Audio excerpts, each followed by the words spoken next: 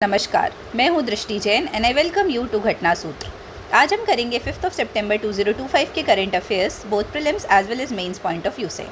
तो सबसे पहले प्रीलिम्स का हमारा first topic is justice Chandrashekhar new chief justice of Bombay high court. तो सेंट्रल गवर्नमेंट ने अपॉइंट किया है जस्टिस श्री चंद्रशेखर को as the new chief justice of Bombay high court और ये अनाउंसमेंट किया लॉ मिनिस्टर अर्जुन राम मेघवाल ने। ठीक है, ये इंपॉर्टेंट है, नाम याद रखिएगा, जस्टिस चंद्रशेखर। हाइलाइट्स में देखेंगे तो कौन अपॉइंट करता है? प्रेसिडेंट ऑफ इंडिया अपॉइंट करते हैं chief justice of high court को अंडर आर्टिकल 217।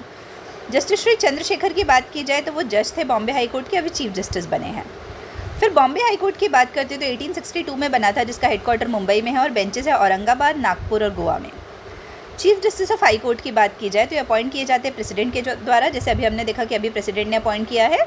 और कंसल्टेशन किससे होता है? चीफ जस्टिस ऑफ इंडिया से और governor of the respective state से। ये इंपॉर्टेंट है ना, आप सभी को पता होगा कोलेजियम सिस्टम फॉलो होता है। ठीक है, फिर first chief justice of Bombay high court की बात की जाए तो सर मैथ्यू सूस थे। Next topic is DRDO transfers 3 advance tech to industry partners. तो डिफेंस मेटलर्जिकल रिसर्च लेबोरेटरी, जो एक लेबोरेटरी है DRDO की, उसने ट्रांसफ़र किया है 3 advance material technologies to industry partners including भेल, जगदीशपुर और JSPL Angul to strengthen India's defence production ecosystem and promote self reliance. क्या करने के लिए? इंडिया के डिफेंस प्रोडक्शन इकोसिस्टम को स्ट्रेंथन करने के लिए और सेल्फ रिलायंस प्रमोट करने के लिए। की हाइलाइट्स की बात करते हैं, जो टेक्नोलॉजी ट्रांसफ़र है वो इंक्लूड करता है हाई स्ट्रेंथ रेडोम्स, जिसमें प्रोटेक्टिव कवर्स होंगे, क्रूशियल मिसाइल सेंसर्स होंगे, किससे? भेल, जगदीशपुर से। फिर DMR 1700 steel sheets and plates for defence applications. और की फैक्ट्स में हम देखते हैं तो एयरक्राफ्ट एक्सीडेंट इन्वेस्टिगेशन जो ब्यूरो है वो किसके अंदर है? मिनिस्ट्री ऑफ सिविल एविएशन के अंदर है, 2011 में बनी थी और हेडक्वार्टर है इसका न्यू दिल्ली।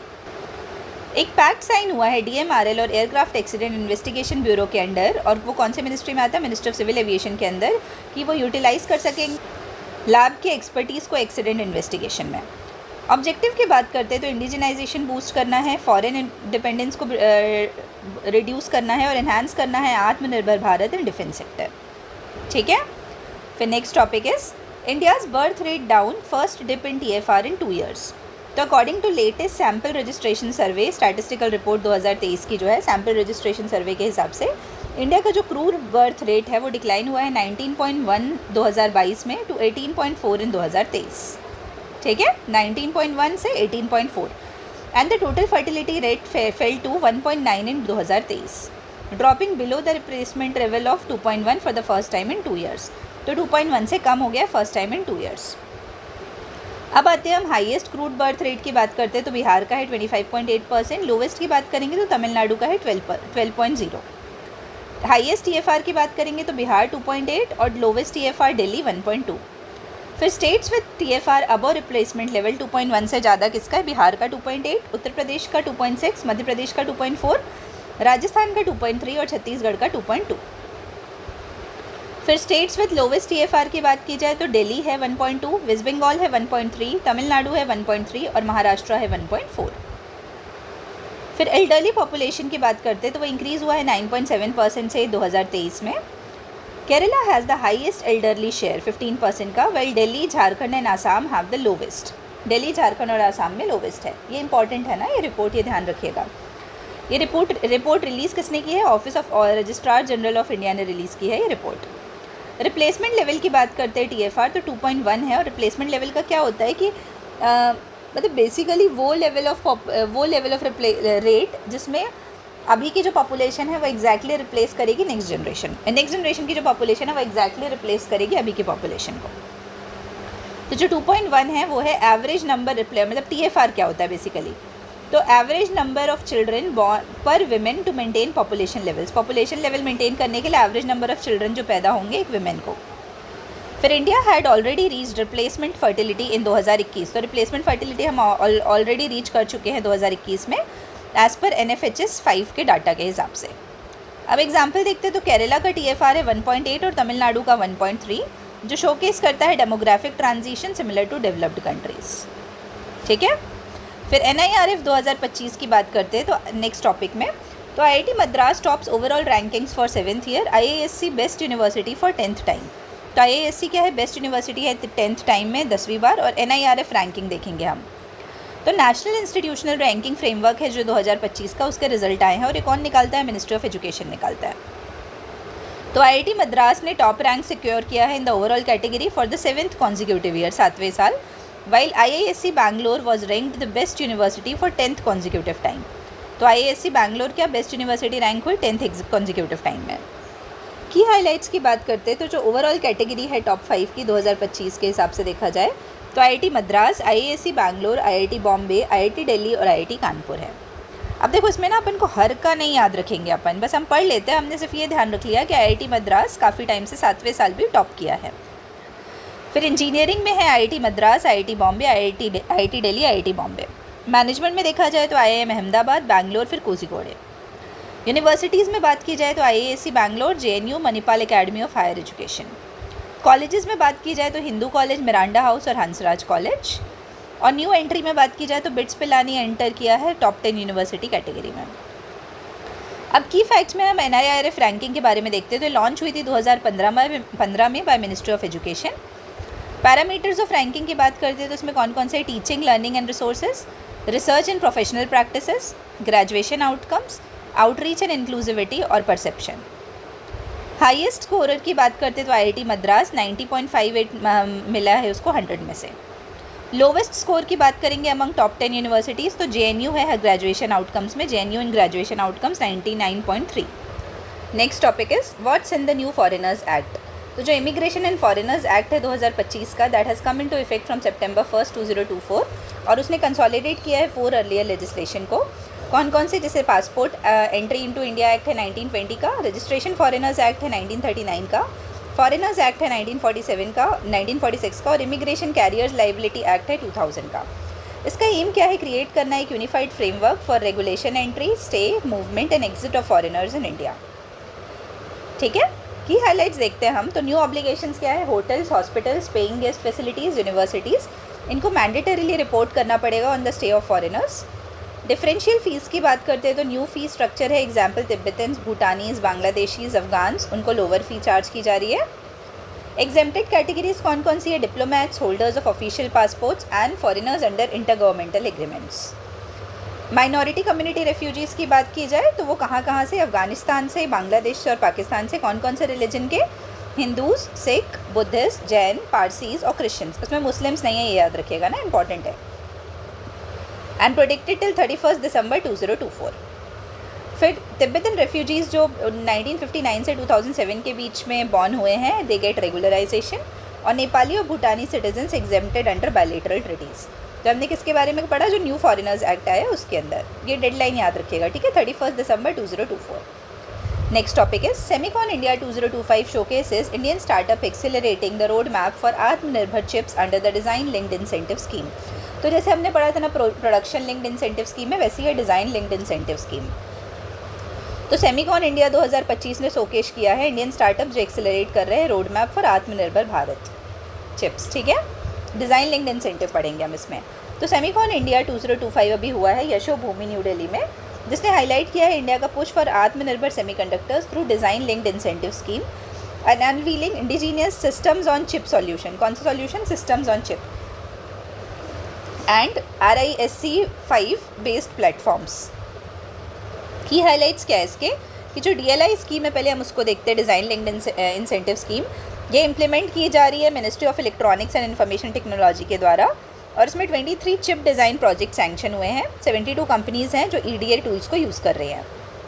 स्टार्टअप कौन कौन से शोकेस्ड है, तो इन कोर सेमीकंडक्टर्स है जो लॉन्च किया RISC V based SOC generator platform, cutting chip design time from months two minutes. फिर अहिसा डिजिटल इनोवेशन है जिसने इंट्रोड्यूस किया विहान SOC यूजिंग सीडेक्स वेगा। फिर नेत्र सेमी है, बिग इंडियन है। अभी ये सब इतने के नाम याद नहीं रखना है आपको, ठीक है, मतलब इसको आप नहीं भी पढ़ोगे तो चलेगा। की फैक्ट्स में आते हैं कि जो RISC V है वो ओपन सोर्स ISA है, डेवलप किया है UC बर्केली ने। SOC जनरेटर प्लेटफॉर्म की बात की जाए तो ये ऑटोमेट करता है चिप डिज़ाइन को और इंटीग्रेट करता है IP कोर्स को, शॉर्टन करता है डेवलपमेंट साइकिल को। फिर DLI स्कीम की बात करते हैं, डिज़ाइन लिंक्ड इंसेंटिव स्कीम। तो ये सेमिकॉन इंडिया का पार्ट, सेमिकॉन इंडिया प्रोग्राम का पार्ट है और इसका आउटले है 76,000 करोड़। और ये इनकरेज करता है domestic fabulous design and IP creation को। फिर SCL सेमीकंडक्टर लेबोरेटरी की बात करते हैं तो हेडक्वार्टर है मोहाली पंजाब में और एक की गवर्नमेंट फैसिलिटी है फॉर चिप फैब्रिकेशन। ठीक है। Next is India develops rare reference material for enhanced anti doping testing in sports. तो इंडिया ने डेवलप किया है rare reference material enhanced anti doping testing facility के लिए स्पोर्ट्स में। तो नाइपर गुवाहाटी किसके अंदर आता है? डिपार्टमेंट ऑफ फार्मास्यूटिकल्स के अंदर आता है। And the national dope testing laboratory new Delhi, उन दोनों ने मिलकर रेयर रेफरेंस मटेरियल बनाया है methandienone long term metabolite LTM, boosting global anti doping testing capacity. तो क्या बूस्ट करता है? एंटी डोपिंग टेस्टिंग कैपेसिटी को। की हाईलाइट्स देखते हैं तो इसमें रेफरेंस मटेरियल्स कौन कौन से हैं? Highly purified and characterize substances हैं जो क्रूशियल हैं एक्यूरेट डिटेक्शन के लिए ऑफ ओवर 450 प्रोहिबिटेड सब्सटेंसेस। कितने के? 450 प्रोहिबिटेड सब्सटेंसेस के, listed by world anti doping agency. किसने लिस्ट किया है? वर्ल्ड एंटी डोपिंग एजेंसी ने। फिर ग्लोबल कंटेक्स्ट की बात करते हैं तो ओनली 4 to 5 प्रोड्यूसर्स हैं वर्ल्ड वाइड। जो स्कार्स है इसलिए वो कॉस्टली है, स्कार्स है। India now joins the select group by synthesising such materials. फिर यूज़ ऑफ LTM की बात की जाए तो डिटेक्ट करता है स्टेरॉयड एब्यूज़ इवन मंथ्स और years after cessation, improving long term monitoring of athletes. क्या इंप्रूव करता है? Long term monitoring of athletes. की फैक्ट्स में आते हैं हम वाडा। तो वाडा का हेडक्वार्टर है मॉन्ट्रियल कनाडा में, जो फॉर्म हुआ 1999 में और ये ओवरसी कर रहा है ग्लोबल एंटी डोपिंग कंप्लाइंस को। मिथेनिडिनोन का बात करते हैं तो ये एनाबोलिक स्टेरॉइड है जो बैन हुआ स्पोर्ट्स में, और यदि इसका डिटेक्शन होता है तो लॉन्ग टर्म मेटाबोलाइट एनहांस करता है फेयरनेस इन कॉम्पिटिशन्स। फिर इंडिया के डोपिंग रिकॉर्ड की बात की जाए तो वाडा 2022 की रिपोर्ट के हिसाब से इंडिया का रैंक 3rd था globally in doping violations after Russia and Italy. किसके बाद? रशिया और इटली के बाद। तो आई होप ये प्रीलिम्स वाला पार्ट क्लियर है। अब हम मेंस में आते हैं। मेंस के हमको 2 इंपॉर्टेंट एडिटोरियल करना है। पहला है India China the making of a border. ये काफ़ी इंपॉर्टेंट आर्टिकल है, मतलब मैं इसको काफ़ी दिन बाद इंपॉर्टेंट बोल रही हूँ। ये बॉर्डर इशूज़ पे हमारी बात हो रही है और ये इंपॉर्टेंट आर्टिकल है। तो इसमें ना हम इंडिया और चाइना के बीच में क्या बॉर्डर की दिक्कतें हैं, हम उनको कैसे रिजॉल्व कर सकते हैं, बेसिकली उसको पढ़ना है। तो मैं आपको एक क्रक्स बताऊँ तो जो इंडिया चाइना का बॉर्डर है वो बेसिकली 3 सेक्टर्स में डिवाइडेड है। ये वेस्टर्न सेक्टर, फिर ये मिडिल सेक्टर और ये ईस्टर्न सेक्टर। तो ये इंपॉर्टेंट है समझना। वेस्टर्न सेक्टर में क्या क्या आता है? ये LAC वाला पार्ट आता है। मिडिल सेक्टर में आता है अपना जो ये उत्तराखंड के आसपास जो बॉर्डर शेयर होती है वो वाला आता है। फिर ईस्टर्न, और ये जो सिक्किम से स्टार्ट होकर अरुणाचल तक आता है वो ईस्टर्न सेक्टर होता है। और टोटल लेंथ है जो चाइना और इंडिया की बॉर्डर वो 4057 किलोमीटर। ये इंपॉर्टेंट है ना, 4057 किलोमीटर। तो इसमें क्या है, जो इंडिया चाइना बॉर्डर है वो काफ़ी लार्जली इनडिटर्मिनेट है और इनएक्यूरेट है and it is shaped by colonial legacies. तो जो पहले से चला आ रहा है ब्रिटिशर्स टाइम से, उसके हिसाब से ये मेजरली शेप्ड है। Differing claims and political compulsions. Despite peace and tranquillity at present the issue is far from being resolve. तो इशू रिजॉल्व नहीं हो पा रहा है सही तरीके से। हिस्टोरिकल कंटेक्स्ट की बात की जाए तो जो बॉर्डर है वो इवॉल्व है from 2 segments, Himalayas and British defined boundaries से, विच वर वेग एंड इम्प्रिसाइज। तो वेग भी थे और इम्प्रिसाइज भी थे। फिर after independence India asserted that it new the exact border and relied on colonial maps. तो इंडिपेंडेंस के बाद इंडिया ने बोला कि हमको अपना एग्जैक्ट मैप पता है और हम कॉलोनियल मैप्स पे रिलाई कर रहे हैं, लेकिन उसके बाद भी, and that was not accepted by China. फिर चाइना ने एम्फेसाइज किया traditional uses and expanded the control over areas like Aksai चीन। तो अक्साई चीन के एरियाज में एक्सटेंड किया अपना डोमेन। जेनेसिस क्या था कॉन्फ्लिक्ट का कि 1960 में ज़ो एनलाई ने प्रपोज किया था कि India accept the line of actual control with China pulling back 20 kilometre in some areas but India rejected it.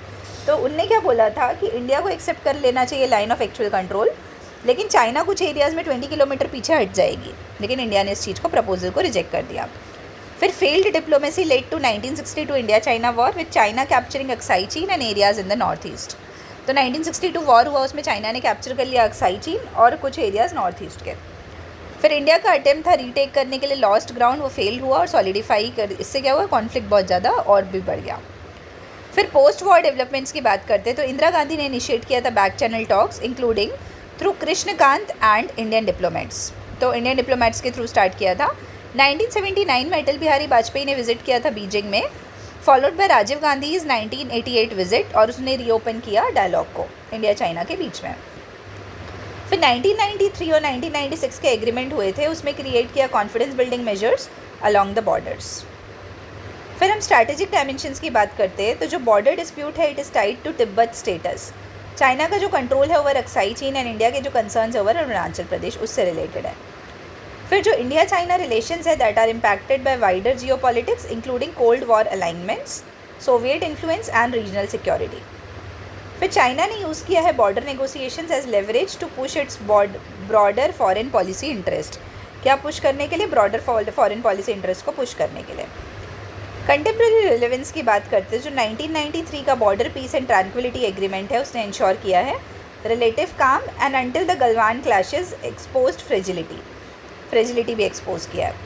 फिर China seeks to maintain Aksai Chin for strategic connectivity, जो उनकी जियांगजियांग तिब्बत हाईवे है ना उसके लिए इंश्योर करना चाहते हैं कि अक्साई चीन सही सलामत रहे। इंडिया ने इंसिस्ट किया है on the recognition of its territorial integrity specially in Arunachal Pradesh. कहाँ पे? अरुणाचल प्रदेश में भी। अब आते हैं हम वे फॉरवर्ड में। तो जो डिप्लोमेटिक एनहांसमेंट है उससे अपन क्या कर सकते हैं, हम सॉल्यूशन सजेस्ट कर रहे हैं। तो हम डिप्लोमेटिक एनहांसमेंट बढ़ा सकते हैं जिसमें हम रिवाइव करेंगे स्ट्रक्चर्ड डायलॉग को under special representatives mechanism with focus on LAC clarification. इस क्लैरिफिकेशन पे LAC क्लैरिफिकेशन पे फोकस रख के मिलिट्री कॉन्फिडेंस बिल्डिंग रखेंगे जिसमें एक्सपैंड करेंगे कॉन्फिडेंस बिल्डिंग मेजर्स को, जॉइंट पेट्रोलिंग को और कम्युनिकेशन हॉटलाइंस को प्रिवेंट करने के लिए एस्केलेशन। फिर बायलेटरल इकोनॉमिक इंटरडिपेंडेंस की बात करते तो डीपेन करेंगे ट्रेड लिंकेजेस को रिड्यूस करने के लिए स्ट्रैटेजिक मिसट्रस्ट। मल्टीलेटरल लेवरेज लेंगे जिसमें हम फोरम्स को यूज़ करेंगे जैसे ब्रिक्स, SCO, G20, जिससे हम कोऑपरेशन बिल्ड कर सके despite bilateral tensions. Strategic preparedness लाएंगे जिसमें हम स्ट्रेंथन कर सके बॉर्डर इंफ्रास्ट्रक्चर, सर्विलियंस और मिलिट्री कैपेसिटी जिससे डेटर कर सके हम एग्रेशन। और पॉलिटिकल विल लाएंगे जिसमें both sides need to adopt a pragmatic settlement approach, जिसमें दोनों साइड को क्या चाहिए, एक प्रैग्मेटिक सेटलमेंट अप्रोच चाहिए जिससे हम रिकॉग्नाइज कर सके हिस्टोरिकल रियलिटीज़ को और अवॉइड कर सके मैक्सिमलिस्ट क्लेम्स को। ठीक है, तो आई होप ये क्लियर है। अब हम आते हैं नेक्स्ट एडिटोरियल में, how the antibiotic culture in India imperils mental health. तो बेसिकली आप सभी को पता है ना, हम पढ़ते AMR रेजिस्टेंस वगैरह पढ़ते हैं, तो उसके रेफरेंस में कि कैसे जो एंटीबायोटिक कल्चर है वो मेंटल हेल्थ को कैसे इम्पैक्ट कर रहा है। तो जो वाइड स्प्रेड और अनचेक्ड यूज़ है एंटीबायोटिक्स का इंडिया में वो कंट्रीब्यूट कर रहा है ना सिर्फ एंटीमाइक्रोबियल रेजिस्टेंस को but also mental health disorders. और कैसे इम्पैक्ट कर रहा है, impact on the gut brain axis and microbial diversity. ठीक है, जो गट में हमारे गट ब्रेन एक्सेस होता है ना उसको भी इम्पैक्ट कर रहा है, माइक्रोबियल डाइवर्सिटी को। फिर एंटीबायोटिक कंजम्पशन का हम थोड़ा सा डाटा और रीजंस वगैरह देख लेते हैं इंडिया में। तो India is among the highest consumers of antibiotics globally. तो अपने यहाँ क्यों हाईएस्ट कंज्यूमर है अपन, ईजी द काउंटर अवेलेबिलिटी है, सेल्फ मेडिकेशन है, लिमिटेड पब्लिक अवेयरनेस है that have entrenched a culture of antibiotic over utilization. तो इससे क्या हो रहा है, एंटीबायोटिक ओवर यूटिलाइजेशन हो रहा है। फिर institute of health metrics and evaluation ने रिपोर्ट किया है कि AMR ने कॉज किया है 2,67,000 deaths in India and that is projected to rise to 1.2 million by 2030। कितना? 1.2 मिलियन बाई 2030। फिर लेंसेट के regional health south east Asia 2022 report के हिसाब से बोला जाए तो nearly half of antibiotic consumption is from unapproved formulations. कहाँ से है? अनअप्रूव्ड फॉर्मुलेशन से है मेजरली। फिर उसके बाद हम देखते हैं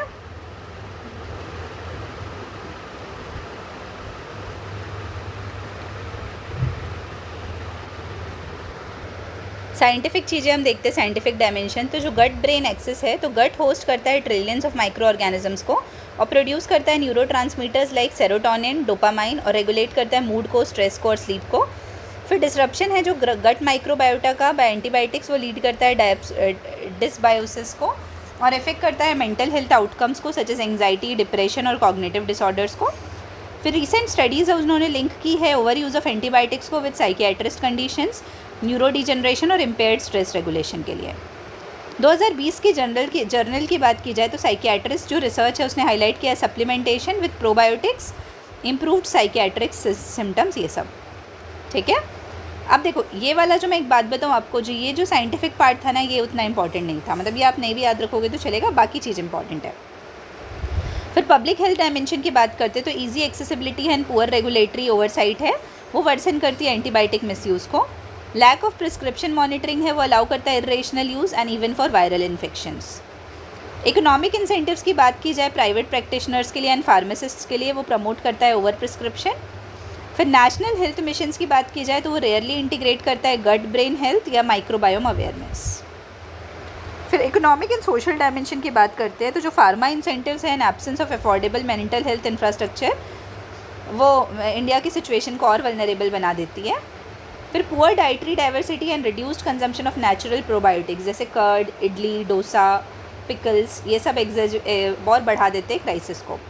वल्नरेबल जो पॉपुलेशन है रूरल और पेरी अर्बन एरियाज़ में, वो अवेयरनेस लैक करती है और हेल्थ केयर एक्सेस भी वहाँ बहुत कम है। फिर ग्लोबल और रेगुलेटरी डायमेंशन की बात की जाए तो WHO और ICMR ने वार्न किया है against irrational antibiotic usages. Central drug standards control organization जो है CDSCO, उसको must tighten norms on antibiotic prescribing. तो उनको क्या करना चाहिए, नॉर्म्स को टाइटन करना चाहिए एंटीबायोटिक प्रिस्क्राइबिंग में। फिर इंटरनेशनल इनिशिएटिव्स हैं जैसे इनिशिएटिव्स लाइक MSAR जो ग्लोबल नेटवर्क है सर्विलियंस ऑफ एंटीमाइक्रोबियल रेजिस्टेंस का, वो एम्फेसाइज कर रहा है स्ट्रिक्टर मॉनिटरिंग। फिर इम्प्लीकेशंस क्या है मेंटल हेल्थ के लिए, तो एंटीबायोटिक मिसयूज़ कंट्रीब्यूट करता है इन्फ्लेमेटरी साइटोकाइंस के लिए, leading to depression like symptoms. Gut derived metabolites है, वो रेगुलेट करता है stress and cognitive functions. Their imbalance impair करता है मेंटल स्टेबिलिटी को। क्रिएट करता है हिडन पब्लिक हेल्थ बर्डन जो वर्सन करता है इंडिया के already inadequate mental health infrastructure को। अब वे फॉरवर्ड की बात की जाए तो रेगुलेशन और ओवरसाइट ज़रूरी है, जिसमें हम स्ट्रेंथन करेंगे CDSCO को और क्रिएट करेंगे dedicated AMR surveillance network. Awareness campaign लाएंगे जिसमें हम nation wide public health campaigns को लिंक करेंगे एंटीबायोटिक से, गट हेल्थ से और मेंटल हेल्थ से। मेडिकल ट्रेनिंग की बात करी जाए तो सेंसिटाइज करेंगे डॉक्टर्स को, फार्मासिस्ट को और पैरामेडिक्स को, जिससे हम रेशनल एंटीबायोटिक प्रिस्क्रिप्शन दे सकें। इंटीग्रेशन करेंगे साइकियाट्री का और माइक्रोबायोम रिसर्च का, जिसमें हम प्रमोट कर सके multi disciplinary collaboration in medical practice. Community based interventions की बात करें तो हम इनकरेज करेंगे traditional probiotic rich diets. Gut health को एनहांस करेंगे और उसके रिलेटेड एजुकेशन देंगे स्कूल करिकुलम में। और पॉलिसी इनोवेशन लाएंगे जिसमें हम स्टैब्लिश कर सके इंडिया स्पेसिफिक AMR और mental health action plans with cross sectoral coordination. ठीक है, तो आई होप ये क्लियर है। नेक्स्ट एडिटोरियल है आज के लिए, व्हाट जस्टिस इज़ नॉट। तो जो ऑनगोइंग ट्रायल है 9 एक्यूज्ड का दिल्ली राइट्स कॉन्स्पिरेसी केस में, उसने टेंशन रेज किया है about fairness, transparency, efficiency India के क्रिमिनल जस्टिस सिस्टम में। जुडिशल डायमेंशन की बात की जाए तो ट्रायल है वो मार्क्ड है डिलेज से बेल हियरिंग में, विथ मल्टीपल जजेस गिविंग डिफरिंग इंटरप्रिटेशन। तो अलग अलग जजेस अलग अलग इंटरप्रिटेशन दे रहे हैं। जो फ्रीक्वेंट इन्वोकेशन है कॉन्स्पिरेसी चार्जेस का, वो ऑफन बेस्ड है प्रोटेक्टेड विटनेसेस पे और अनकोरेबोरेटेड स्टेटमेंट्स पे, and that has raised questions on judicial credibility. फिर जो केस है वो हाईलाइट करता है इनकन्सिस्टेंसी, जहाँ पे जजेस ग्रांट करते हैं इंटरिम रिलीफ्स बट अवॉइड करते हैं फाइनल डिसीजंस को फॉर मंथ्स। लीगल डायमेंशन की बात की जाए तो जो अनलॉफुल एक्टिविटीज़ प्रिवेंशन एक्ट है, उसके जो प्रोविजंस जब इन्वोक होते हैं तो वो कॉम्प्लिकेट करता है बेल को और प्रोलॉन्ग कर देता है इनकार्सरेशन को। Use of laws originally meant for terrorism and national security against peaceful protest organisers is debated as misuse. जो केस है वो अंडरलाइन करता है गैप बिटवीन कॉन्स्टिट्यूशनल प्रोटेक्शन जैसे फ्रीडम ऑफ स्पीच, प्रोटेस्ट और इम्प्लीमेंटेशन थ्रू जुडिशरी। फिर political dimension की बात करते हैं तो जो एक्यूज्ड है they were linked to protest against citizenship amendment act, transforming a political movement into a legal conspiracy narrative. तो पॉलिटिकल मूवमेंट को लीगल कॉन्स्पिरेसी नैरेटिव में ट्रांसफॉर्म करना।